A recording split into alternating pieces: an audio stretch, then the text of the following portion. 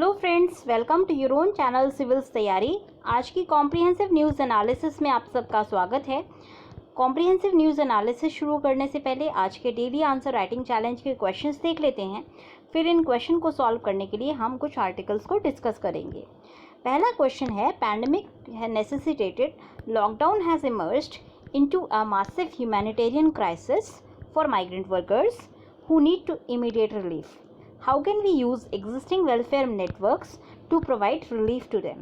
मतलब महामारी के कारण ज़रूरी लॉकडाउन प्रवासी कामगारों के लिए बड़े पैमाने पर मानवीय संकट के रूप में उभरा है, जिन्हें तत्काल राहत की ज़रूरत है। हम उन्हें राहत प्रदान करने के लिए मौजूदा कल्याणकारी नेटवर्कों का उपयोग कैसे कर सकते हैं? तो बहुत अच्छा आर्टिकल आज आया है इंडियन एक्सप्रेस में, वहाँ से हम इसको सॉल्व करने की कोशिश करेंगे। फिर नेक्स्ट हमारा क्वेश्चन है आज का, India and Australia share multiple areas of cooperation and their ties are not directed only by turbulent geopolitical compulsions which may have acted as a catalyst for deepening of ties. Comment. मतलब भारत और Australia सहयोग के कई क्षेत्रों को साझा करते हैं और उनके संबंध केवल अशांत भू राजनीतिक मजबूरियों से निर्देशित नहीं हैं, जिन्होंने संबंध को प्रगाढ़ बनाने के लिए उत्प्रेरक के रूप में काम किया है। टिप्पणी कीजिए। तो ये हमारा जो आर्टिकल है इसको मैंने बिल्ड किया है स्टैटिक प्लस करंट से। तो यहाँ पे स्टैटिक के लिए हम जो है देखेंगे इंडिया ऑस्ट्रेलिया क्या पूरा बैकग्राउंड है रिलेशनशिप का, और साथ साथ करंट के लिए हमारा द हिंदू में एक आर्टिकल आया था, वहाँ से हम इसको कॉम्प्लीमेंट करेंगे। तो ये एक थोड़ा सा बड़ा हो जाता है आपका आंसर और ये वाला आंसर थोड़ा सा छोटा है। तो दोनों को आज हम सॉल्व करेंगे। उसके अलावा दो आर्टिकल्स और जो आए हैं एडिटोरियल, उनको भी हम डिस्कस करेंगे। तो चलिए शुरू करते हैं। सो गाइस, पहला वाला क्वेश्चन सॉल्व करने से पहले एक बहुत अच्छा एक कोट आया है आज, उसको देख लेते हैं। उसके साथ हम अपने दिन की शुरुआत करेंगे। Every artist was first an amateur, means हर एक कोई जो आज आर्टिस्ट है उसने पहले एक एमेच्योर के रूप में ही शुरू किया था। तो आप भी एज एन एमेच्योर राइटर के रूप में आंसर राइटिंग कीजिए। जब तक आपका मेन आएगा तब तक आप परफेक्ट या आर्टिस्ट हो चुके होंगे।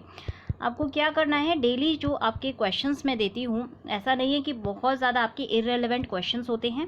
आपको अभी तक समझ में आ गया होगा कि क्वेश्चंस काफ़ी रेलेवेंट हैं।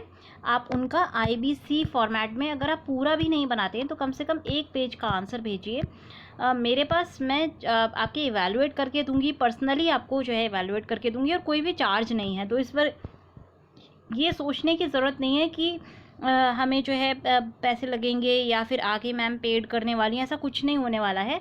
आप बिना डरे जो है लिखिए। गलतियाँ जो भी होंगी वो मैं आपको बता दूंगी, तो कुछ ही इम्प्रूवमेंट आएगा। देखिए, थोड़ा इधर से थोड़ा उधर से मिलके ही ना बूंद बूंद से सागर भर जाता है। तो थोड़ा इधर से थोड़ा उधर से मिलके आपका आंसर जो है बाई द टाइम आप मेंस को अप्रोच करेंगे आपका आंसर राइटिंग काफ़ी परफेक्ट हो चुकी होगी। दूसरी चीज़ क्या है कि जब आप लिखेंगे ऐसा तो है नहीं कि आपको कुछ बहुत डिफरेंट दिया जा रहा है। डेली आप एडिटोरियल पढ़ते ही हैं, एडिटोरियल का डिस्कशन करते ही हैं हम लोग, और इसमें से आपको जो उसमें से समझ आए बस उसको आप लिख दीजिए। ऐसा नहीं है कि आपको पीछे से कोई रिसर्च करके आनी है। जो भी है, जो भी आपने पढ़ा उसी को आप लिख दीजिए। तो कम से कम एक चीज़ आपको आएगी कि इंट्रोडक्शन कैसे लिखना है, बॉडी कैसे करनी है, कंक्लूजन कैसे डालना है, डायग्राम कैसे हम बना सकते हैं। ये चीज़ें आपके दिमाग में सेट हो जाएंगी, पैटर्न सेट हो जाएगा। बाद में फिर जितने क्वेश्चंस आएंगे आप आराम से कर सकते हैं। तो ये चीज़ आप करके देख लीजिएगा। चलिए, आज का पहला क्वेश्चन का हम आंसर सॉल्व करने की कोशिश करते हैं। क्वेश्चन ने कहा था हमसे कि पैंडेमिक की वजह से जो क्राइसिस हुआ है उसमें हमें इमीडिएट रिलीफ देने की ज़रूरत है। तो इमीडिएट रिलीफ देने के लिए हम जो एग्जिस्टिंग वेलफेयर नेटवर्क है उसको किस तरह से हम यूज़ कर सकते हैं जिससे कि हम रिलीफ प्रोवाइड कर सकें। तो देखिए, कोविड की जो स्ट्रैटेजी है कंटेनमेंट की, तो उसने क्या किया, एक नेशनल लॉकडाउन हुआ उसकी वजह से, और एक बहुत बड़ा जो हमारा ह्यूमैनिटेरियन क्राइसिस क्रिएट हुआ माइग्रेंट लेबर का। माइग्रेंट लेबर जो है अपने घरों को जाना चाहते थे, और क्योंकि लॉकडाउन से जस्ट पहले 4 घंटे का जो है हमें एक बताया गया था, 4 घंटे की हमें कहा जाए तो एक वार्निंग दी गई, और 4 आवर्स के अंदर जो है लॉकडाउन हो गया था। तो ऐसे में इंटरस्टेट ट्रैवल बिल्कुल बंद हो गई थी। ट्रांसपोर्टेशन की अभाव में माइग्रेंट वर्कर्स को जो है लगा कि कहीं ना कहीं वो इतना लंबा टाइम अपना अकेले जो है बिना किसी सपोर्ट के, बिना वर्क के नहीं काट पाएंगे। तो उन्होंने अपना पैदल या जो भी उनसे बन पड़ा, साइकिल पे, पैदल या जो भी उनको बन पड़ा, उससे वो अपने घरों को चलना शुरू हो गए। तो ये जो प्रोसेस था जहाँ पे लेबर को ये कन्विंस करने की कोशिश की गई कि आप वहीं रहिए जहाँ पर हैं, उस पर सक्सेस नहीं मिला। क्यों सक्सेस नहीं मिला? क्योंकि देखिए लेबर के पास रहने के लिए, सर्वाइव करने के लिए सिटी में बहुत ज़्यादा रिसोर्सेज नहीं होते हैं। तो हमारी कंट्री जहाँ पे इकोनॉमिक एक्टिविटी के लिए माइग्रेंट काफ़ी इंपॉर्टेंट है, उसमें इस क्राइसिस में एक ह्यूमैनिटेरियन क्राइसिस जो है क्रिएट हो गया, बहुत बड़ा और बहुत इसको वास्ट ह्यूमैनिटेरियन क्राइसिस रहेगा। और आगे भी देखिएगा आप, ये एक ऐसा ब्लॉट रहेगा जो सालों साल हम लोग याद करेंगे कि ऐसा एक जो है क्राइसिस क्रिएट हुआ था। कोलेटरल डैमेज जो हुआ वो हमारे माइग्रेंट्स को हुआ। तो 2011 के सर्वे के अनुसार ये बताया गया था कि टोटल हमारे 454 मिलियन माइग्रेंट्स हैं इंडिया के अंदर। ये चीज़ हम पहले भी देख चुके हैं। हमने जब माइग्रेंट की बात की थी तो हमने जो है सारा इन्फोग्राफिक्स देखे थे, तो हमने फैक्ट्स देखा था कि कितने माइग्रेंट्स हैं, और हमने ये भी देखा था कि ये डबल हुए हैं 1991 से 2011 में इनकी जो संख्या है वो डबल हुई है। और माइग्रेशन हमने ये भी देखा था कि फ़ीमेल्स का काफ़ी ज़्यादा है, और ऑलमोस्ट फीमेल्स का जो माइग्रेशन है वो उसमें से एक बड़ा हिस्सा मैरिज की वजह से होता है। तो इन्फोग्राफिक में हमने ये भी देखा था कि अर्बन से जो माइग्रेशन है वो अर्बन एरियाज़ में ज़्यादा होता है। अर्बन माइग्रेंट्स जो है अर्बन माइग्रेशन ज़्यादा करते हैं, रूरल माइग्रेंट्स जो है रूरल माइग्रेशन ज़्यादा करते हैं। ये चीज़ें हम देख चुके हैं। तो 2011 का जो एस्टिमेट आता है इकोनॉमिक सर्वे का, उसने ये बताया था कि माइग्रेशन इंडिया के अंदर इंक्रीज़ कर रहा है काफ़ी गुना से, काफ़ी मल्टीपल टाइम से इंक्रीज़ कर रहा है। और एक जो आपका माइग्रेशन विद इन स्टेट है वो आपका 4 टाइम्स है, मतलब इंट्रा स्टेट माइग्रेशन ज़्यादा है और इंटर स्टेट माइग्रेशन कम है। तो ये हमारा एक नया डेटा है जो हमें अपनी फैक्ट बुक में या इन्फोग्राफिक में जो हमने देखा था उसमें डाल देना है। अब सस्पेंशन हो गया था, तो सस्पेंशन जो हुआ हमारे ट्रांसपोर्टेशन का, ना केवल वो इंटर स्टेट ट्रांसपोर्टेशन जो है सस्पेंड कर दिया गया था, बल्कि इंटर डिस्ट्रिक्ट ट्रांसपोर्टेशन भी सस्पेंड कर दिया गया था, जिस वजह से जो है लोगों को ज़्यादा क्राइसिस की सिचुएशन फेस करनी पड़ी। एम्प्लॉयमेंट के टर्म्स में अगर बात करें तो ऑक्यूपेशनल प्रोफाइल ये है कि शॉर्ट टर्म माइग्रेंट्स जो है वो ज़्यादा हैं आपका, और वो लोग जो है आपके short term migrants construction activity में ज़्यादा एंगेज्ड हैं। कोविड की क्राइसिस की वजह से क्या हुआ कि कंस्ट्रक्शन एक्टिविटी सारी रुक गई है। ऐसे में ये जो शॉर्ट टर्म माइग्रेंट्स होते हैं इनके पास और कोई चारा नहीं था, बल्कि ये जो है घर को लौटने लगे। और ना केवल शॉर्ट टर्म माइग्रेंट्स बल्कि लॉन्ग टर्म माइग्रेंट्स भी जो काफ़ी टाइम से बाहर रह रहे थे, उन्होंने भी घर पे जाना सही समझा था। तो ये जो स्केल है क्राइसिस का, अभी इसको पूरी तरह से एड्रेस नहीं किया गया है, इसको एड्रेस किया जाएगा। गवर्नमेंट और सेंट्रल गवर्नमेंट ने तो गाइस क्राइसिस का स्केल इतना ज़्यादा था, इतने सारे माइग्रेंट्स थे कि इसको एड्रेस करना काफ़ी ज़रूरी था। सेंट्रल गवर्नमेंट ने परमिट कर दिया था स्टेट गवर्नमेंट्स को कि वो स्टेट डिज़ास्टर रिस्पांस फंड को यूज़ कर सके, जिससे कि माइग्रेंट के लिए शेल्टर बनाए जा सके और उनको फूड प्रोवाइड किया जा सके। इसी तरह से आत्मनिर्भर भारत का जो आपका वो बनाया गया था फिस्कल स्टिमुलस, उसमें सेंट्रल गवर्नमेंट ने 11,000 करोड़ जो है दिए हैं स्टेट्स को, एडवांस पेमेंट सारा किया था, जिससे कि वो लोग जो है माइग्रेंट्स के लिए जो भी उन्होंने खर्चा किया है उसको डिस्बर्स किया जा सके। उसके साथ साथ एक सेल्फ हेल्प ग्रुप्स को भी ऑन बोर्ड लिया गया था। तो ये डिस्बर्सल जो है आपका रिवॉल्विंग फंड का सेल्फ हेल्प ग्रुप के लिए, वो पैसा पोर्टल से किया जा रहा है। 2020 में अप्रैल में किया गया था ये पायलट बेसिस पर गुजरात के अंदर, और इसको अभी पूरे स्टेट्स में रोल आउट किया जा रहा है। फिर गवर्नमेंट ने हमने ये भी देखा था कि 40,000 करोड़ जो मनरेगा में एडिशनली एलोकेट किए हैं, जिससे कि जो भी माइग्रेंट्स घर पहुंच रहे हैं उनको घर पे प्रोवाइड किया जा सके, थोड़ा सा रोजगार का कुछ अपॉर्चुनिटीज़ उनको प्रोवाइड की जा सके। तो इससे क्या होगा कि ये जो 40,000 करोड़ हैं, इससे 300 करोड़ पर्सन डेज जो है क्रिएट होंगे टोटल, और इससे काफ़ी ज़्यादा जो आपके ड्यूरेबल और लाइवलीहुड एसेट्स भी क्रिएट होंगे, जैसे कि वाटर कंजर्वेशन का एसेट हो गया। बट लास्टिंग और परमानेंट सॉल्यूशन जो है माइग्रेशन की, वो फाइंड करना ज़रूरी है। तो आप इंट्रोडक्शन में ये पार्ट दे सकते हैं कि what has been done till down now, जहाँ पे गवर्नमेंट ने क्या क्या किया है। 11,000 करोड़ जो है स्टेट्स को दिए हैं, पैसा पोर्टल से जो है डिस्बर्समेंट किया है सेल्फ हेल्प ग्रुप्स का। उसके साथ साथ हमने देखा कि 40,000 करोड़ जो है मनरेगा में एडिशनल एलोकेशन किया है। बट ये सारा एलोकेशन टेम्पररी है और ये लास्टिंग सॉल्यूशन नहीं प्रोवाइड करता माइग्रेशन की प्रॉब्लम को। 2017 में एक रिपोर्ट जो है दी गई थी वर्किंग ग्रुप के द्वारा माइग्रेशन के लिए ऊपर, और ये रिपोर्ट बेसिकली इसलिए जो है बनाई गई थी जिससे कि अर्बन पॉवर्टी एलिवेशन के लिए सॉल्यूशंस प्रोवाइड किए जा सकें। तो इनको अब हम इम्प्लीमेंट कर सकते हैं। पहली सॉल्यूशन जो दिया गया था वो ये था कि हम अपनी वर्किंग जो है कंस्ट्रक्शन वर्कर्स वेलफेयर बोर्ड का वो जो है रीओरिएंट कर सकते हैं। Construction welfare workers welfare board क्या करता है, ये सोशल सिक्योरिटी प्रोवाइड करता है माइग्रेंट वर्कर्स को, बट इसका जो फंड यूटिलाइजेशन है वो काफ़ी कम है और केवल 21% है। तो जो रिकॉर्ड्स अवेलेबल हैं हमारे पास CWWB के ज़्यादातर स्टेट्स में जहाँ पर माइग्रेंट्स का इन्फ्लक्स मैक्सिमम है, फॉर एग्जांपल हमारा जो है महाराष्ट्र हो गया, वहाँ पे बहुत ज़्यादा माइग्रेंट्स जाते हैं। फिर हमारा जो है दिल्ली हो गया, यहाँ पे माइग्रेंट्स काफ़ी ज़्यादा जाते हैं। तो यहाँ पे जो है यहाँ के जो भी रिकॉर्ड्स हैं इनको यूज़ कर सकते हैं हम, और सेंटर यहाँ पे जो है फिक्स्ड मंथली अमाउंट पे कर सकता है अगले 3 महीने के लिए, जिससे कि इसको यूज़ करके थोड़ा रिलीफ प्रोवाइड की जा सके। कुछ स्टेट्स ने जैसे महाराष्ट्र ने वन टाइम पेमेंट भी दिया है ऐसे वर्कर्स को, माइग्रेंट वर्कर्स को। तो हम यहाँ पहला क्या कर सकते हैं, हम एग्जिस्टिंग फ्रेमवर्क कौन सा यूज़ कर सकते हैं, CWWB का जो फ्रेमवर्क है उसको यूज़ कर सकते हैं। ऑलरेडी फ्रेमवर्क है, फंड यूटिलाइजेशन काफ़ी लो है, फंड्स यहाँ पे हैं, थोड़े से फंड और डाल करके यहाँ से हम रिलीफ प्रोवाइड कर सकते हैं। दूसरा हम क्या कर सकते हैं, हम जो है एक कॉम्प्रिहेंसिव डेटाबेस हमें बनाना होगा माइग्रेंट वर्कर्स का, और ये वॉर फुटिंग पे बनाना होगा। जैसे हमने जनधन ट्रिनिटी में बनाया था, जैम के लिए बनाया था, वैसे ही हमें एक डेटाबेस बनाना होगा। और इमीडिएट स्टार्टिंग पॉइंट जो है मनरेगा के एनरोलमेंट हो सकते हैं इस फिस्कल ईयर के। तो ये एज्यूम किया इन मनरेगा के एनरोलमेंट्स को पिछले साल के जो है एनरोलमेंट्स के साथ कंपेयर किया जाए और नए एडिशंस को जो है ट्रीट किया जाए माइग्रेंट वर्कर के रूप में। तो ये फुल प्रूफ सिस्टम नहीं है, बट ये स्टार्टिंग पॉइंट हो सकता है। प्रधानमंत्री जनधन योजना को जो है एक्सटेंसिवली हम लेवरेज कर सकते हैं रेमिटेंस के लिए, जो भी हमारे ट्रांसफ़र्स हो रहे थे सोर्स से डेस्टिनेशन के लिए।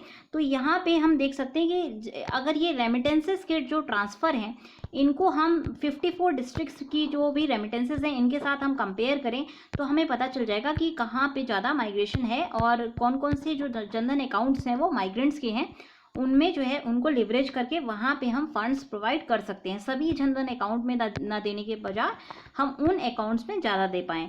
तो इसके लिए क्या होगा कि इंटरस्टेट और आउट माइग्रेशन की इंटेंसिटी हमें पता चल जाएगी, पहली चीज़। दूसरी चीज़, हमारा एक प्रॉपर जो हम डिस्पर्समेंट है फंड्स का वो हम कर पाएंगे।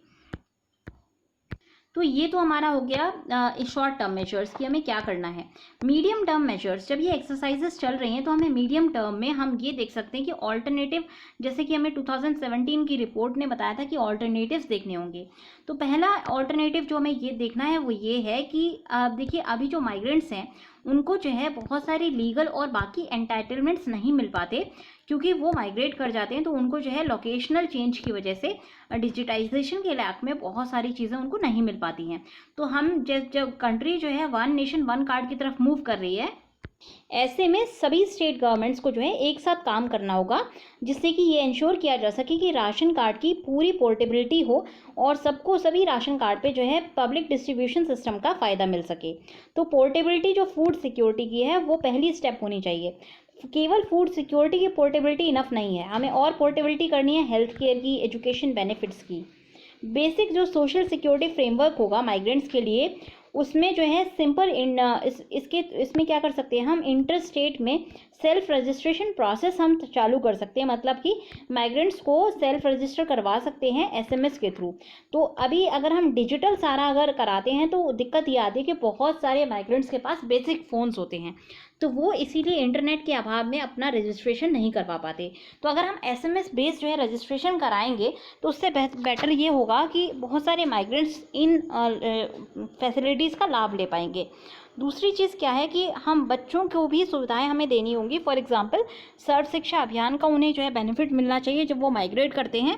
उसके साथ साथ उनको जो है स्किल प्रोग्राम्स का भी जो एक्सेस है वो मिलना चाहिए। फिर लैंग्वेज जो है एक बैरियर नहीं है माइग्रेशन के टर्म्स में, ये हमने देखा है। क्योंकि फॉर एग्जांपल अभी आप देख रहे हैं कर्नाटका में बहुत सारे यूपी और बिहार के माइग्रेंट्स काम कर रहे हैं, सिमिलरली केरला में भी काम कर रहे हैं। तो कहीं ना कहीं लैंग्वेज एक बड़ा जो है बैरियर नहीं है माइग्रेशन के टर्म्स में। इसीलिए स्टेट्स ने जो एक डोमिसाइल के प्रोविजंस को लगा के रखा हुआ है अलग अलग स्टेट्स में काम करने के लिए, इसको अब हटा देना चाहिए, जिससे कि ईजी एक्सेसिबिलिटी हो सके, लोगों को जो है गवर्नमेंटल जॉब्स भी मिल सकें। तो ये डोमिसाइल की जो रिक्वायरमेंट है इसको हटा देना चाहिए, जहाँ पे भी काम हो वहाँ पे लोग आसानी से माइग्रेट कर सकें। फिर वर्किंग ग्रुप ने ये भी रिकमेंड किया था कि जो यूटिलाइजेशन है CWWV फंड्स का, उनको जो है हाउसिंग प्रोवाइड करने के लिए माइग्रेंट वर्कर्स के लिए यूज़ किया जा सकता है। हाउस के कंस्ट्रक्शन कराए जा सकते हैं। तो इनका हम क्या कर सकते हैं, जिनकी गवर्नमेंट जो है PMJAY को यूज़ करके प्रधानमंत्री जन आरोग्य योजना वगैरह यूज़ कर रही है। ऑलरेडी गवर्नमेंट जो है अफोर्डेबल रेंट के लिए एक स्कीम बना रही है कि PPP मॉडल पे एक जो है हाउसिंग सोसाइटीज़ बनाई जाएं माइग्रेंट्स के लिए, जिससे कि वो अच्छी कंडीशंस में रह सके। तो ऑप्टिमल यूटिलाइजेशन करना होगा सभी फंड्स का, और ये चीज़ हम मीडियम टर्म में कर सकते हैं। सारे जो अलग अलग योजना है इनको एक साथ कन्वर्जेंस इनका देख सकते हैं, जिससे कि माइग्रेंट्स का जो भी प्रॉब्लम हो वो सभी योजनाओं को कन्वर्ज करा के तब जो है एक सॉल्यूशन डेवलप किया जाए।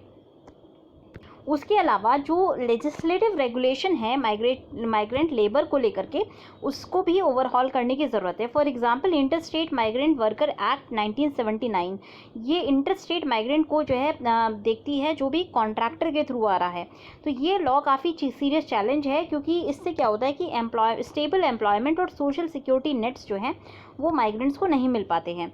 अब ये क्लियर है कि नेशनल पॉलिसी जो है माइग्रेंट लेबर के लिए वो बनानी होगी, और डिजिटल टेक्नोलॉजी को यूज़ करके हमें माइग्रेंट लेबर्स को मैप करना है प्रॉपर्ली, और ये भी इंश्योर करना है कि इनको जो भी जहाँ पे भी ये काम कर रहे हैं वहाँ पे सोशल सेफ्टी नेट या तो एम्प्लॉयर के द्वारा मिले, या अगर एम्प्लॉयर के द्वारा नहीं मिल रहा है, कैजुअल वर्क में ये काम कर रहे हैं, तो ये गवर्नमेंट के द्वारा ये सेफ्टी नेट इनको प्रोवाइड करना है। एक बहुत बड़ी जो हमारी नीड है वो सेफ्टी नेट की नीड है। देखिए ये लोग गए क्यों, घर छोड़ के इसलिए गए हैं ये, क्योंकि इनके पास कोई सेफ्टी नेट नहीं था, फॉल बैक करने के लिए कोई भी सेफ्टी कवर नहीं था।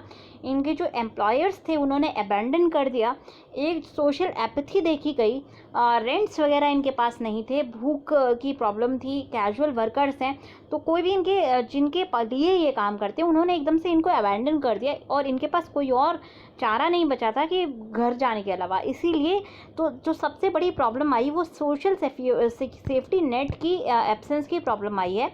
तो अब हमें क्या करना है कि सोशल सेफ्टी नेट इनके लिए क्रिएट करना है।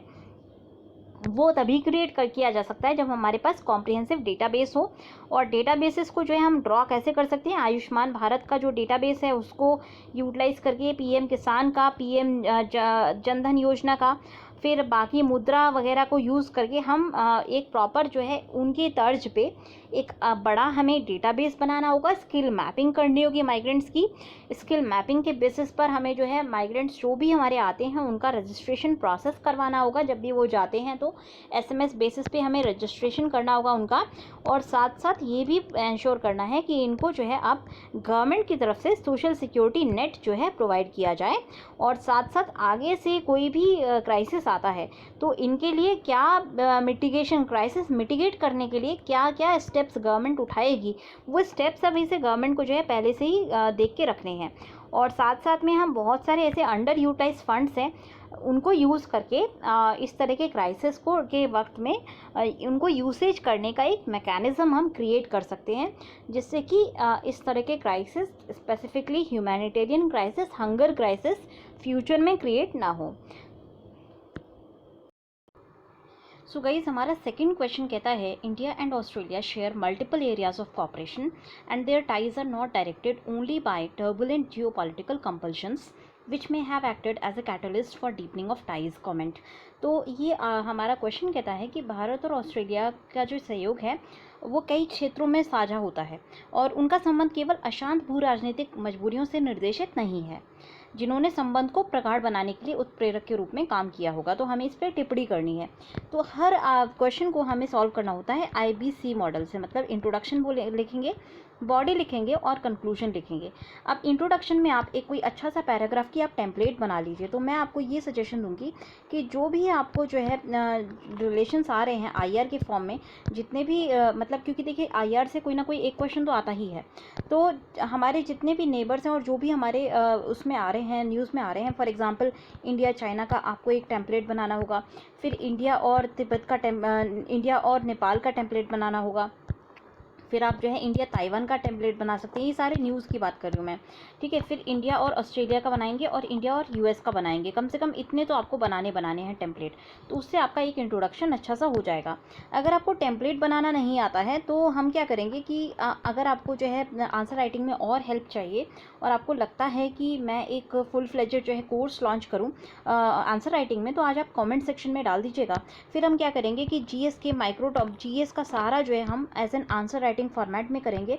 मतलब कि हम क्या करेंगे कि जीएस को हम ब्रेक करेंगे माइक्रो टॉपिक्स में, और माइक्रो टॉपिक्स को फिर फर्दर ब्रेक करेंगे जीएस के क्वेश्चंस में, और उन क्वेश्चंस को फिर हम आंसर फॉर्मेट में जो है सॉल्व करेंगे, जिससे कि आपके पास एक टेम्पलेट्स रेडी हों कि इंट्रोडक्शन में क्या लिखना है, बॉडी में क्या लिखना है, कंक्लूजन में क्या लिखना है। तो आपको जो है कम टाइम लगेगा और वैसे आपका सिलेबस भी सारा कंप्लीट हो जाएगा। तो अगर आप चाहते हैं कि मैं ऐसा कोर्स बनाऊं तो आप मुझे कमेंट सेक्शन में डाल दीजिएगा, तो मैं वो कोर्स बना दूंगी। और बेसिकली हम माइंड मैप के थ्रू ही पढ़ेंगे, जिससे कि सारे माइंड मैप्स आपके पास रेडी हों, तो वो उससे आपको याद करने में भी हेल्प मिलेगी, और साथ साथ आपको जो है आंसर फ्रेमिंग में भी उस वक्त सोचना नहीं पड़ेगा कि आप डायग्राम क्या बनाएं, कैसे बनाएं। एनीवेज, अब आज की हम बात करते हैं। तो आज का जो क्वेश्चन है काफ़ी इंटरेस्टिंग है और मैंने बहुत सोच समझ के ये क्वेश्चन बनाया है, क्योंकि इस एरिया से आपका क्वेश्चन आ सकता है। तो ज़रूरी नहीं है कि एग्जैक्ट यही क्वेश्चन आ जाए, बट जो भी आपका क्वेश्चन आएगा उसमें आपको जो है पास्ट से लेकर के प्रेजेंट तक की सारी जर्नी दिखानी है मिनिमम वर्ड्स में। तो अब हम देखेंगे इंडिया और ऑस्ट्रेलिया के रिलेशनशिप का क्या ओवरव्यू है। सबसे पहले हम पास्ट की बात करेंगे। इंडिया और ऑस्ट्रेलिया एक कॉलोनियल लेगेसी को शेयर करते हैं। दोनों इंडिया और ऑस्ट्रेलिया जो है ब्रिटेन की कॉलोनी थी, और इंडिया का बहुत सारे लेबर को क्वींसलैंड में यूज़ किया जाता था प्लांटेशन में।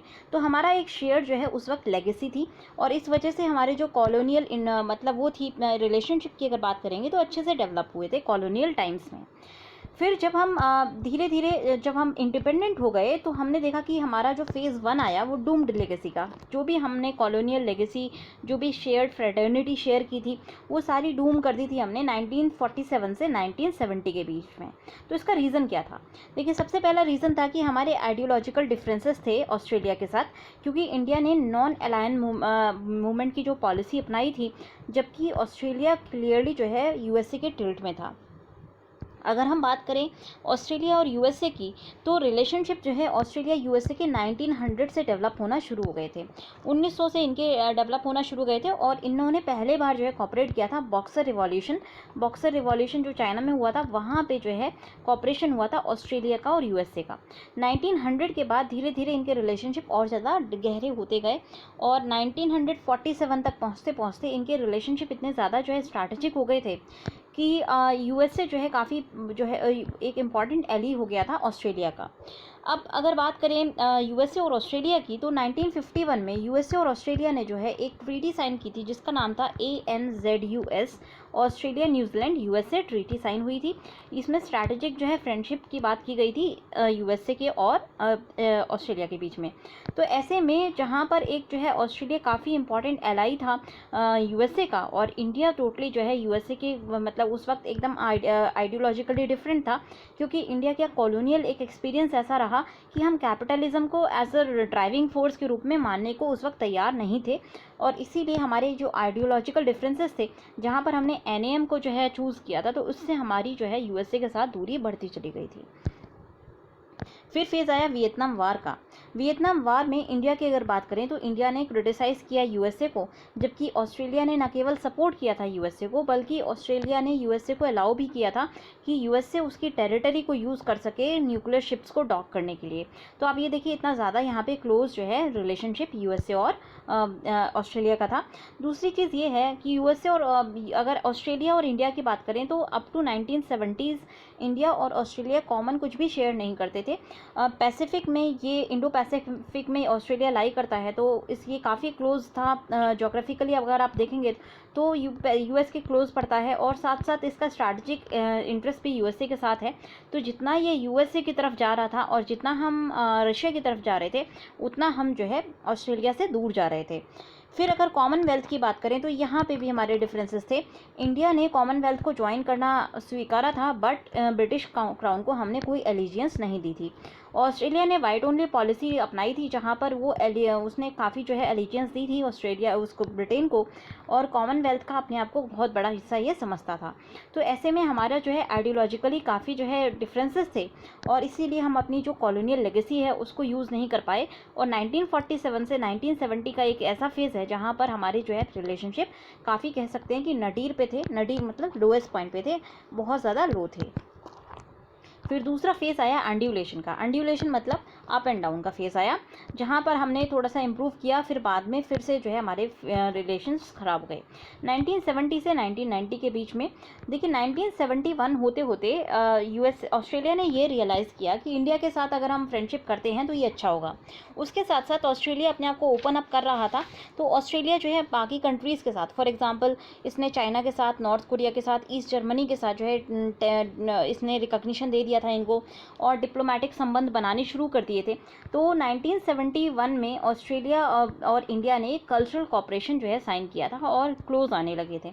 बट क्या हुआ, 1971 में इंडिया और पाकिस्तान का वॉर हो गया, और उस वॉर के वक्त हमने जो है रशिया के साथ एक ट्रीटी साइन की थी, Indo Russia treaty of friendship. तो जब हमने ये ट्रीटी साइन कर ली, Indo Russia treaty of friendship, और ये कोल्ड वार का टाइम है, यूएसएसआर एक जो है काफ़ी बड़ी एनिमी के रूप में देखा जा रहा है यूएसएसआर को, यूएसए के। तो जब हम यूएसएसआर के एकदम क्लियर फेवर में आ गए थे 1971 की इस ट्रीटी को साइन करके, तो दोबारा से हमारे जो संबंध थे ऑस्ट्रेलिया के साथ वो ख़राब हो गए, और ये काफ़ी शॉर्ट टाइम तक चला था ये कल्चरल कॉपरेशन, और दोबारा से वही ठंडे बस्ते में इंडिया ऑस्ट्रेलिया के रिलेशनशिप चले गए थे। फिर तीसरा फेज़ आया कन्वर्जेंस ऑफ आइडियाज़ का, फिर इनर्शिया हुआ मतलब रुक गया, और दोबारा फिर स्ट्रैटेजिक कन्वर्जेंस देखा। तो हमारे कॉन्फ्लुएंस ऑफ आइडियाज़ मतलब 1990 से लेकर के 1998 के बीच में ऑस्ट्रेलिया ने ये रियलाइज़ किया कि इंडिया के पास बहुत जो है डेमोग्राफिक एडवांटेज है, और धीरे धीरे 1990s में हमने लिबरलाइज़ कर लिया था। तो हर एक कोई इंडिया के लिबरलाइजेशन की एक पाई जो है खाना चाहता था। तो ऐसे में ऑस्ट्रेलिया भी चाहता था कि इंडिया के साथ एक बेहतर संबंध बनाए। तो इन्होंने सबसे पहले क्या किया कि गवर्नमेंट टू गवर्नमेंट जो है जॉइंट वर्किंग ग्रुप्स बनाए थे बहुत सारे एरियाज़ में, जैसे कि मिनरल और एनर्जी में बनाया गया, उसके अलावा एजुकेशन एंड ट्रेनिंग में बनाया गया, फिर आपका साइंस एंड टेक्नोलॉजी में बनाया गया, फिर आपका टूरिज़्म में बना, फिर आपका वीज़ा में बना, बायोटेक्नोलॉजी में बना। तो इतने हमारे जॉइंट वर्किंग ग्रुप्स बने थे 1990 से लेकर के 1998 के बीच में। अब 1998 में फिर इनर्शिया आ गया, 1998 से लेकर के 2005 में हमारे रिलेशन फिर से थोड़े से रुक गए थे, क्योंकि 1998 में इंडिया के ऊपर जो है इंटरनेशनल सैंक्शंस लग गए थे, क्योंकि हमने जो है अपना न्यूक्लियर टेस्ट कंडक्ट किया था। तो ऐसे में इंटरनेशनल सैंक्शंस को लगाया था उसने, यूएसए ने, और यूएसए काफ़ी बड़ी एलाई है ऑस्ट्रेलिया का। तो ऐसे में हमारे भी संबंध में एक रुकावट देखी गई थी ऑस्ट्रेलिया के साथ। फिर दोबारा 2006 ऑनवर्ड्स एक स्ट्रैटेजिक कन्वर्जेंस होना शुरू हो गया। 2005-06 से जो है ऑस्ट्रेलिया ने ये रियलाइज़ किया था कि इंडिया का जो रिसर्च फंड है उसको फाइंड किया जाए। फिर इंडिया में बहुत सारा पोटेंशियल है। 2000 की अगर बात करें तो इंडिया के अंदर आईटी रिवॉल्यूशन आ चुका था, और आईटी का एक ही ऐसा फील्ड था जहाँ पे जो है हम सारी कंट्रीज़ में बैकएंड जो है सपोर्ट दे रहे थे। तो इसीलिए स्ट्रैटेजिक कन्वर्जेंस इंडिया का और ऑस्ट्रेलिया का होने लगा, और 2005 से न्यूक्लियर डिप्लोमेसी भी शुरू हो गई थी, और 2009 में इंडिया और ऑस्ट्रेलिया ने स्ट्रैटेजिक पार्टनरशिप एग्रीमेंट साइन किया था। स्ट्रैटेजिक पार्टनरशिप एग्रीमेंट जो है साइन किया गया था ऑस्ट्रेलिया के पीएम केविन रड के द्वारा जब वो इंडिया में आए थे। तो इम्पॉर्टेंट रीज़न ये था कि बहुत सारे रीजंस थे। देखिए जियो पॉलिटिक्स जो है 2009 तक काफ़ी चेंज हो गई थी। सबसे पहला रीज़न था कि यहाँ जो इंडो पैसिफिक में है ना, ग्रेविटी चेंज होने लगी थी। असर्शन जो है चाइना के द्वारा दिखाया जा रहा था, मैरीटाइम असर्शन। तो ऐसे में कहीं ना कहीं जो है दो इम्पॉर्टेंट स्टेट्स हो जाते हैं, एक आपका बॉसोफेरस स्टेट हो गया, दूसरा मलक्का स्टेट हो गया, और ये दोनों काफ़ी इंपॉर्टेंट हैं यूएसए के लिए, ऑस्ट्रेलिया के लिए भी और आपका इंडिया के लिए भी। तो इनके जो है फ्रीडम ऑफ नेविगेशन को लेकर के ऑस्ट्रेलिया ने ये रियलाइज़ किया कि जब तक हम इंडिया को ऑन बोर्ड नहीं लेते हैं तब तक हम जो है एक स्ट्रॉन्ग अलायंस इस एरिया में, इंडो पैसिफिक एरिया में नहीं फॉर्म कर सकते। तो इसीलिए वो इंडिया और ऑस्ट्रेलिया थोड़ा थोड़ा कन्वर्ज करने लगे। फिर मैरीटाइम असर्शन जो दिखाया जा रहा है। दूसरी चीज़ क्या है, डिनाई कर रहा था अब चाइना जो है नेवल चाइना की नेवल स्ट्रैटेजी को जो है सही करने के लिए anti denial Chinese naval strategy जो है उसके खिलाफ जो है एक्शन लेने के लिए ऑस्ट्रेलिया और इंडिया क्लोज आए। अगेन एक बोनिन आइलैंड पे जो है क्लेम आ रहा था, उसके अलावा चाइनीज़ टेरिटोरियल क्लेम्स आ रहे थे साउथ चाइना सी में। 9 लाइन वाला डिस्प्यूट है, ये सारे आपको पता होंगे। अगर नहीं पता होंगे तो फिर हम किसी और लेक्चर में देखेंगे, क्योंकि काफ़ी सारा ये सभी एक एक लेक्चर के आपके जो है टॉपिक्स हैं। तो ये कुछ रीजंस हैं। बेसिकली आप ये समझ लीजिए कि जो भी चाइना का जो एक एजर्शन आप समझ लीजिए कि साउथ चाइना सी में आ रहा था, उसके अलावा फ्रीडम ऑफ नेविगेशन का जो एक बात है। तीसरी चीज़ आपका जो एक इंडिया का कॉपरेशन का ज़रूरत पड़ती है इंडियन ओशन वाले रीजन में, क्योंकि सबसे बड़ा जो एंटिटी है वो इंडिया है इस रीजन में। तो इस वजह से इंडिया और ऑस्ट्रेलिया थोड़ा थोड़ा क्लोज आने लगे। दूसरा रीज़न था न्यूक्लियर डिप्लोमेसी। तो ये दो रीजंस थे जिस वजह से स्ट्रैटेजिक पार्टनरशिप एग्रीमेंट साइन हुआ था। अब न्यूक्लियर डिप्लोमेसी क्या है?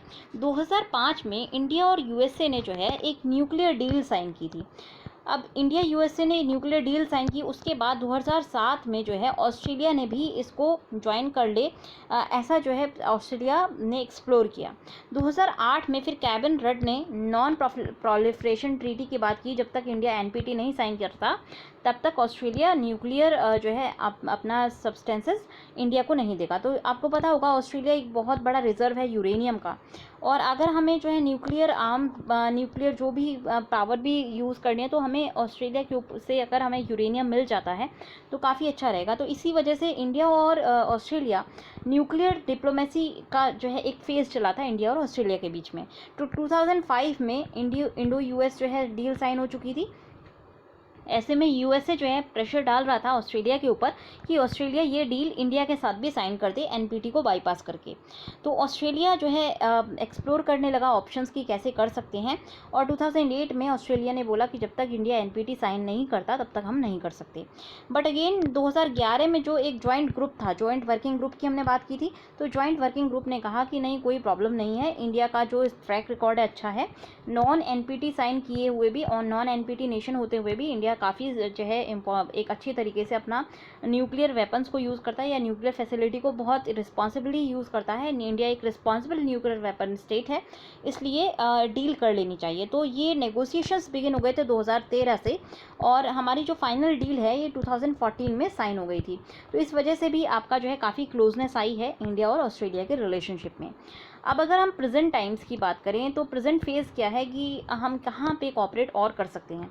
इंडो पैसिफिक में काफ़ी एक क्वाड प्लस का काफ़ी बात होती रहती है, फिर क्वाड तो है ही हमारा, फिर हेल्थ फूड एजुकेशन के एरियाज़ हैं जहाँ पे हम लेसन्स लर्न कर सकते हैं ऑस्ट्रेलिया से।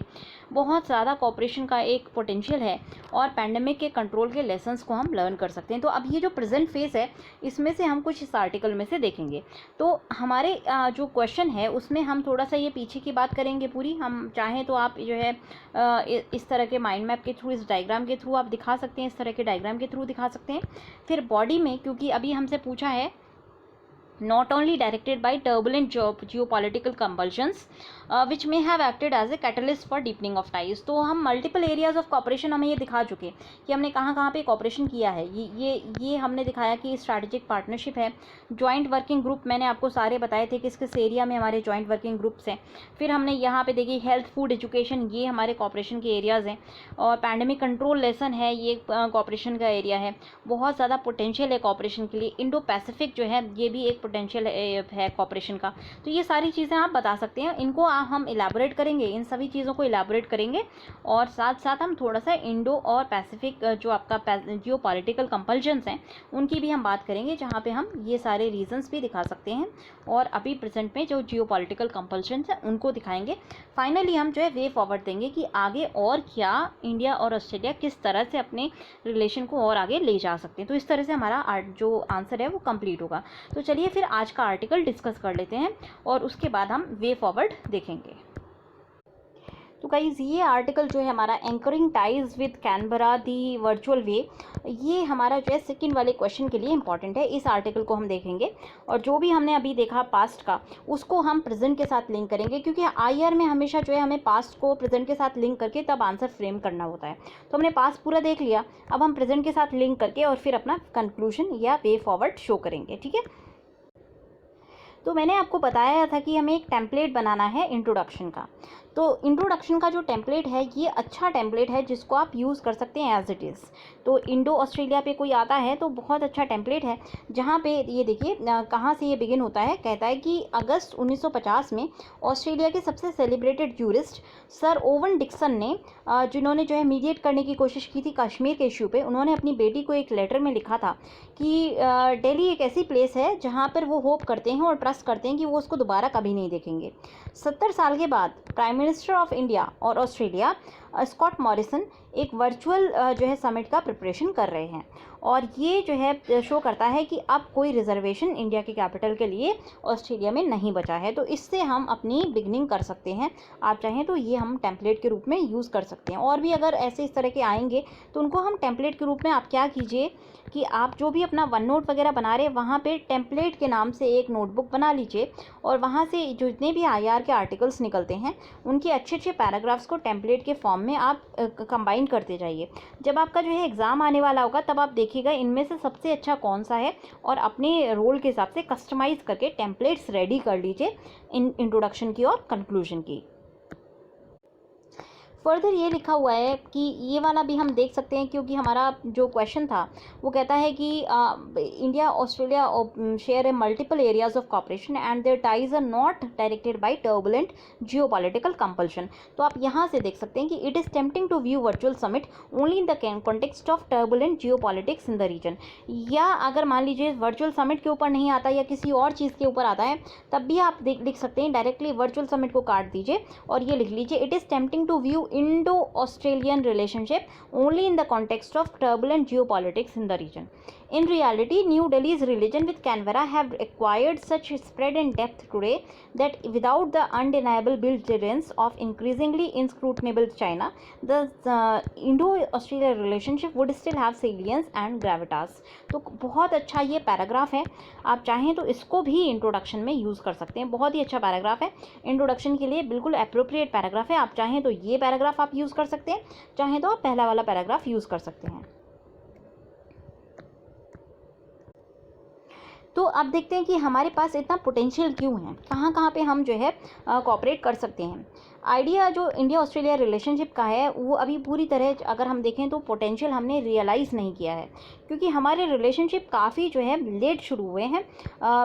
2005-06 के बाद हमने इतना ज़्यादा कोऑपरेशन करना शुरू किया है। 2009 की जो हमारी स्ट्रैटेजिक पार्टनरशिप ट्रीटी थी उसके बाद से।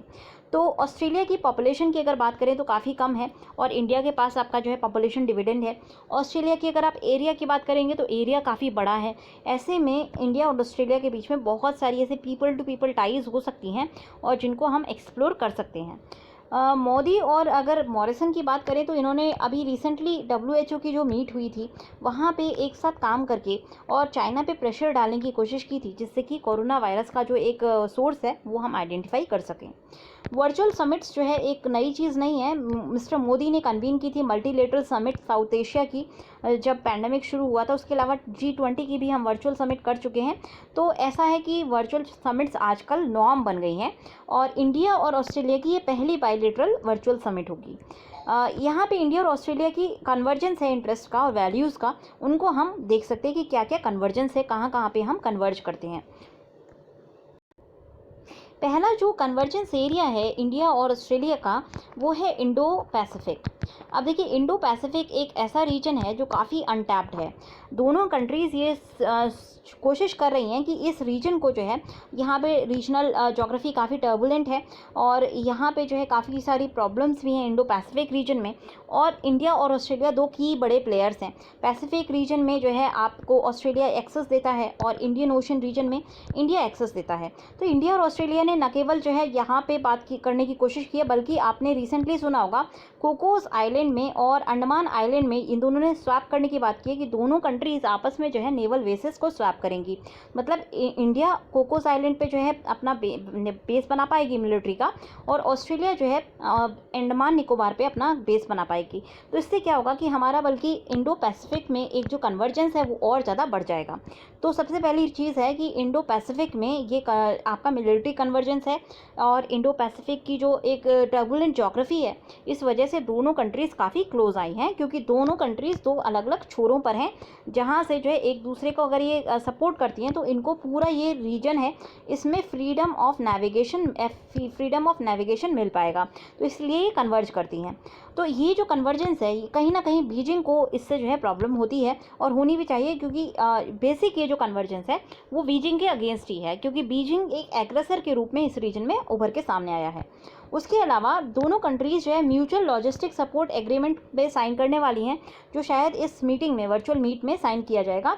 तो इससे क्या होगा, डिफेंस कॉपरेशन हमारा इंक्रीज़ होगा, और हम साथ साथ ऑसी इंडेक्स जो कि एक बायलैटरल नेवल एक्सरसाइज है उसको भी कंडक्ट करते रहते हैं। फिर ऑसी इंडेक्स को और ज़्यादा डेवलप करके क्या कर सकते हैं हम, मालाबार की जो एक्सरसाइज है जापान के साथ, उसमें हम कन्वर्ज कर सकते हैं। तो क्या होगा कि हमारा जापान, ऑस्ट्रेलिया और इंडिया तीनों अगर एक साथ करते हैं तो क्वाड जैसी जो है वो एक ग्रुपिंग हो जाए, क्वाड की तरह जो है हमारी नेवल एक्सरसाइजेस हो जाएंगी, और उससे हमारा जो है बेहतरी मिलेगी, मतलब हमारी जो मिलिट्री कॉपरेशन है वो ज़्यादा अच्छा बन पाएगा।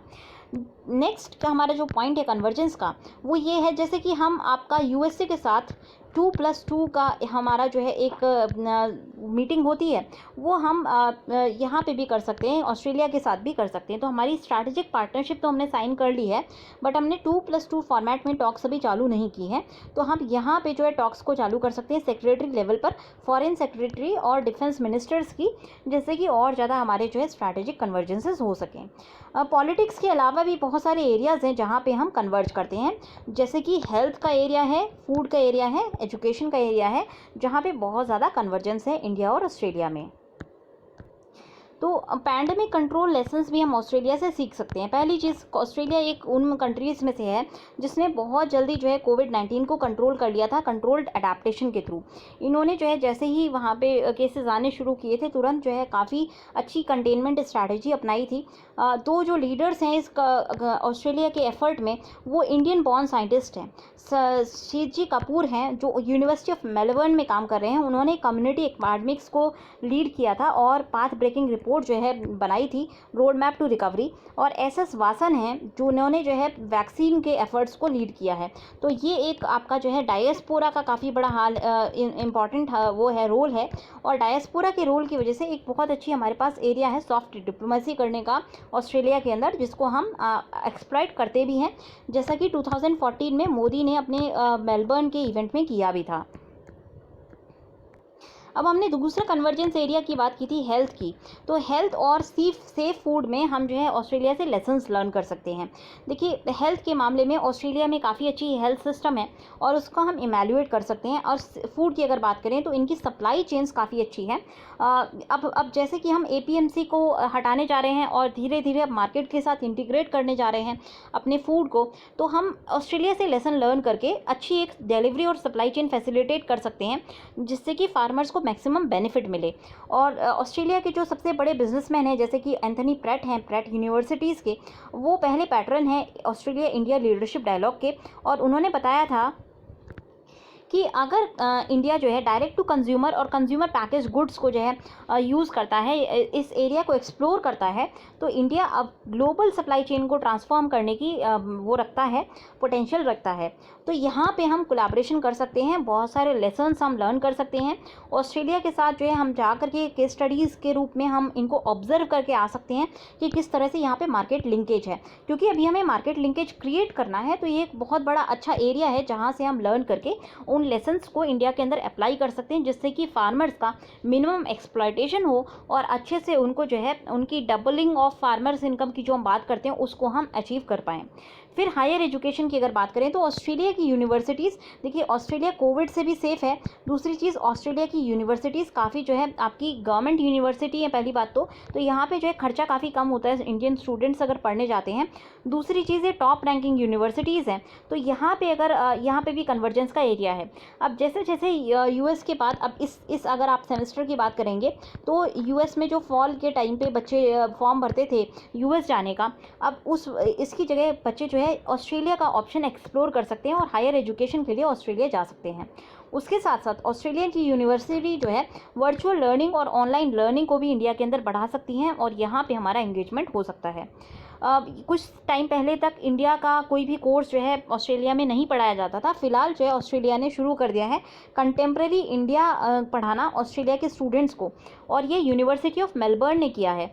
यहाँ पे बच्चों ने काफ़ी जो है लर्न किया अम्बेडकर के बारे में, गांधी जी के बारे में, और मूवीज़ उन्होंने लर्न की सत्यजीत रे के बारे में, और स्टूडेंट्स की तरफ से काफ़ी एक पॉजिटिव रिस्पांस देखने को मिला है।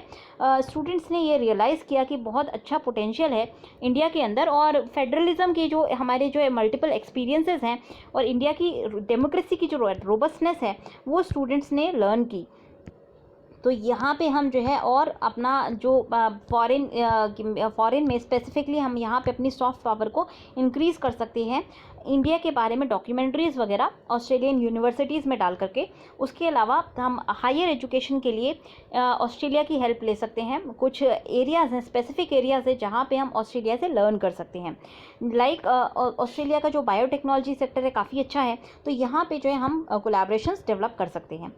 फिर हमारे पास जो है काफ़ी अच्छा पोटेंशियल है यंग ऑस्ट्रेलियंस का और यंग इंडियंस का साथ साथ काम करने का, जिससे कि एक हम नया ऑर्डर क्रिएट कर सकें। तो वर्चुअल समिट ये बहुत अच्छी से टाइम्ड है, और यहाँ पे हमारा जो एक कॉपरेशन है वो केवल जो है जियो पॉलिटिकल कन्वर्जेंस की वजह से नहीं है। बहुत सारे एरियाज़ हैं जहाँ पर हम कन्वर्ज करते हैं, और ये कहीं ना कहीं एक नेचुरल कन्वर्जेंस है और ना कि जियो पॉलिटिकल कंपल्शंस की वजह से कन्वर्जेंस है।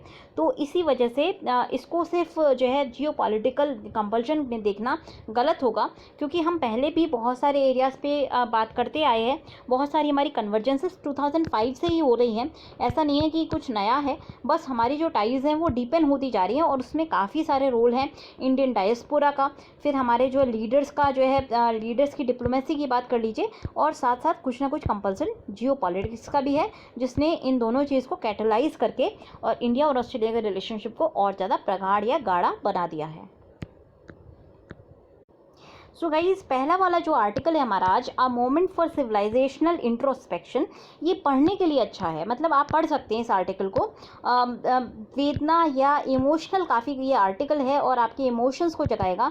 बट अगर हम यूपीएससी के एग्ज़ाम पैटर्न की बात करें तो यूपीएससी के एग्ज़ाम पैटर्न से के पॉइंट ऑफ व्यू से ये इतना इंपॉर्टेंट नहीं है, क्योंकि हम माइग्रेंट क्राइसिस के बारे में बहुत सारे आर्टिकल्स डिस्कस कर चुके हैं, जहाँ पर हम प्रोज एंड कॉन्स उनकी देख चुके हैं। तो ऐसे में इस आर्टिकल से हमारा बहुत ज़्यादा कुछ ऐड नहीं होगा, वैल्यू ऐड नहीं होगी, इसीलिए आज इसको हम डिस्कस नहीं करेंगे।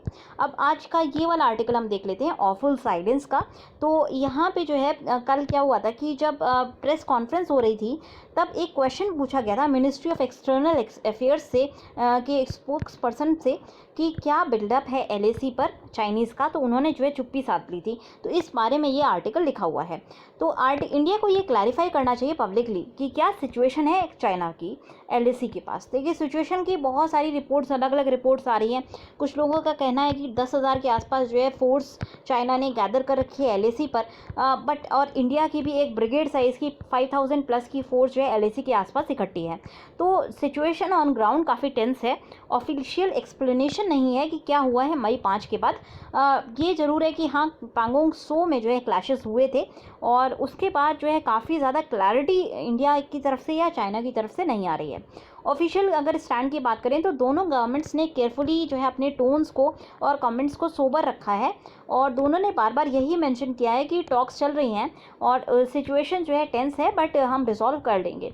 बट पूरी तरह से अभी डी एस्केलेशन नहीं हुआ है। तो यहाँ पे क्या होगा, डी एस्केलेशन करने के लिए सोल्जर्स जो एक्स्ट्रा हमने बिल्डअप किए हैं वो वापस अपने एलएसी के पेट्रोल्स पे चले जाएंगे, और मिलिट्री ऑफिसर्स का कहना है कि हाई लेवल पॉलिटिकल इंटरवेंशन से ही ये जो है आपका जो भी बिल्डअप है वो धीरे धीरे कम हो सकता है।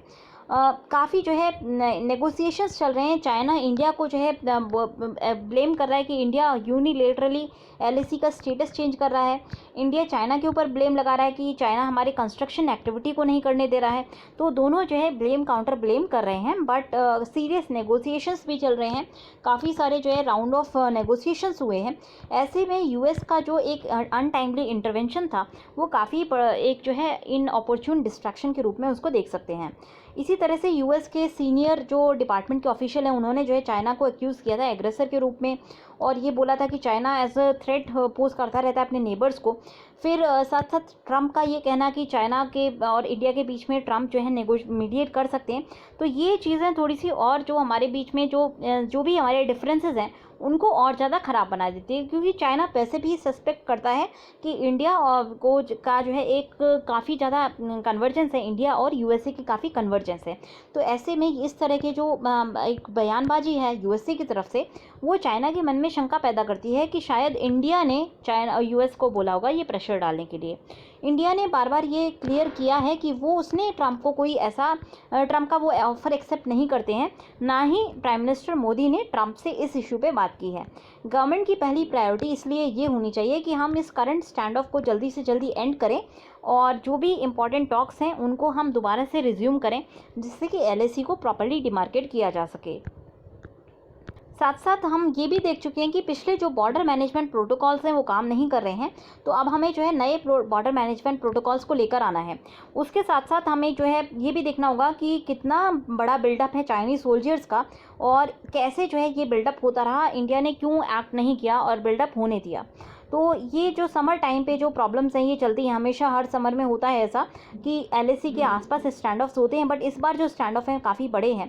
तो ये जो हमारा एक स्टैंड ऑफ है इसको देखने की ज़रूरत है। और साथ साथ तो पहला स्टेप जो गवर्नमेंट को लेना है इस वक्त वो ये है कि पब्लिकली वो क्लैरिफाई करे कि सिचुएशन क्या है एलएसी पर, और कंसेंसस को बिल्ड करे जिससे कि फर्म पुशबैक किया जा सके चाइनीज़ का। और साथ साथ जो पोजीशन है हमारी एलएसी को लेकर के उस पर काफ़ी ज़्यादा एक्सर्शन करे और अपने जो स्टैंड है उससे ना हटे। सो गाइज नेक्स्ट आर्टिकल हमें देखना है बिलेटेड बट वेलकम। तो यहाँ पे क्या है कि पैंडमिक की वजह से जो क्राइसिस हुआ है उसमें जो है माइग्रेंट का एक बहुत बड़ा जो है ह्यूमैनिटेरियन क्राइसिस माइग्रेंट्स के ऊपर आया है। अब ये जो माइग्रेंट के ऊपर ह्यूमैनिटेरियन क्राइसिस है, यहाँ पे इनके राइट्स, फंडामेंटल राइट्स जो है काफ़ी ज़्यादा हार्म हुए हैं और राइट टू फूड जो है इनका सबसे ज़्यादा हर्ट हुआ है। दूसरी चीज़ ये है कि ये पैदल चल जाना और ट्रांसपोर्टेशन नहीं मिलना, तो उस वजह से काफ़ी जो है इनको एक परेशानी झेलनी पड़ी। ये चीज़ सही है और ये चीज़ सबने एक्सपीरियंस की। शुरू में क्या हुआ था कि जब माइग्रेंट का क्राइसिस हुआ था तभी सुप्रीम कोर्ट का दरवाज़ा खटखटाया गया था और सुप्रीम कोर्ट ने उस वक्त इंटरवीन करने से मना कर दिया था और गवर्नमेंट का जो वर्जन है वो मान लिया था। अभी फ़िलहाल क्या हुआ कि 3 जज बेंच ने सुओ मोटो कॉग्निजेंस लिया था मीडिया रिपोर्ट्स के बेसिस पर और सीनियर एडवोकेट्स के रिप्रेजेंटेशन के बेसिस पर, और ये ऑब्जर्व किया कि इनएडिक्वेसीज और लैप्सेस हैं सेंटर के और स्टेट के पार्ट पे माइग्रेंट्स के क्राइसिस को डील करने में।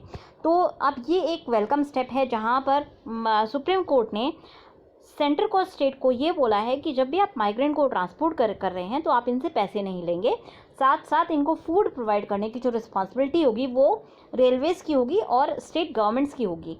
तो जो भी आपका जो भेजने वाला स्टेट है जहाँ से ये माइग्रेंट्स जा रहे हैं उस स्टेट को ये रिस्पॉन्सिबिलिटी होगी। तो यहाँ पे जो सुप्रीम कोर्ट का एक ऑर्डर है काफ़ी सही है और शुरू में सुप्रीम कोर्ट ने जो अपने एक एब्डिगेशन दिखाया था रिस्पॉन्सिबिलिटी के से, वो कहीं ना कहीं सही होता हुआ नज़र आया है। कोर्ट ने शुरू में इसलिए इंटरवीन नहीं किया था क्योंकि उसकी ये बिलीफ थी कि वो एग्जीक्यूटिव को हैंडल करने दे उसके हिसाब से अपनी रिस्पॉन्सिबिलिटी को, बट सुप्रीम कोर्ट की एक रिस्पॉन्सिबिलिटी होती है कि वो फंडामेंटल राइट्स को प्रोटेक्ट करे, स्पेशली उन लोगों के फंडामेंटल राइट्स जो वल्नरेबल हैं। एक फॉर्मर हाई कोर्ट के जज ने इवन जो है ये कह दिया था इस जजमेंट को कि ये एडीएम जबलपुर का जो है रिपीटेशन है। एडीएम जबलपुर काफ़ी कंट्रोवर्शियल एक जजमेंट था जहां पर सुप्रीम कोर्ट ने जो है पूरा एग्जीक्यूटिव का साथ दिया था और लोगों के फंडामेंटल राइट्स के खिलाफ जाकर के जजमेंट दिया था। तो ये सुप्रीम कोर्ट का जो इनिशियल जजमेंट था वैसे ही गलत जजमेंट था और जो अब जजमेंट आया है वो काफ़ी एक माइग्रेंट क्राइसिस को देखते हुए ह्यूमैनिटेरियन जजमेंट है, अच्छा जजमेंट है। अब यहाँ पे जो है सुप्रीम कोर्ट की ये कॉग्निजेंस लेना ये एक अच्छी शुरुआत है। साथ साथ आप कोर्ट से ये एक्सपेक्ट किया जाता है कि वो क्रिटिकली देखे गवर्नमेंट के लैप्सेस को और साथ साथ हाई कोर्ट्स भी इस चीज़ को इवैल्यूएट करें और एडमिनिस्ट्रेशन को अकाउंटेबल होल्ड करें। सुप्रीम कोर्ट और क्या कर सकती है, ये गाइडलाइंस जो है लाई डाउन कर सकती है प्लानिंग की, कोऑर्डिनेशन की और मैकेनिज्म की, जिससे कि इकोनॉमिक और ह्यूमैनिटेरियन जो कॉन्सिक्वेंसेस हैं सोशल एक्शंस के, वो फ्यूचर में जो है अच्छे से हैंडल किए जा सकें। गवर्नमेंट को भी जो है ज़्यादा करना होगा, गवर्नमेंट को भी एक्टिविस्ट या लॉ ऑफिसर्स के खिलाफ जो है भड़कने से अच्छा है कि गवर्नमेंट सही से पॉलिसीज़ बनाए क्राइसिस को डील करने की, और मीडिया को जो है डांटने से अच्छा है कि गवर्नमेंट उनके लिए गवर्नमेंट जो है एक फुल फ्लेजेड अपनी रिस्पॉन्सिबिलिटीज़ को देखते हुए प्रॉपर गवर्नेंस स्ट्रैटेजीज़ बनाए। हियर एंड देयर जो पैच वर्क होता है कि यहाँ पे कुछ कर दिया, वहाँ पे कुछ कर दिया, वो सब ना करके होलिस्टिक लेवल पर एक पॉलिसी फॉर्मुलेशन जो है गवर्नमेंट को करना चाहिए। और कोई भी क्राइसिस आता है तो क्राइसिस को डील करने के लिए प्रॉपर टेम्पलेट गवर्नमेंट के पास रेडी रहना चाहिए।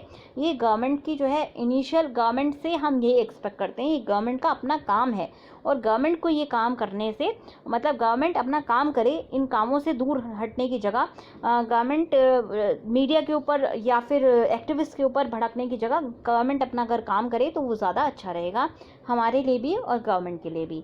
तो आज के डिस्कशन में इतना ही। अगर आपको पसंद आया हो तो लाइक करना ना भूलें। Thanks a lot and have a good day.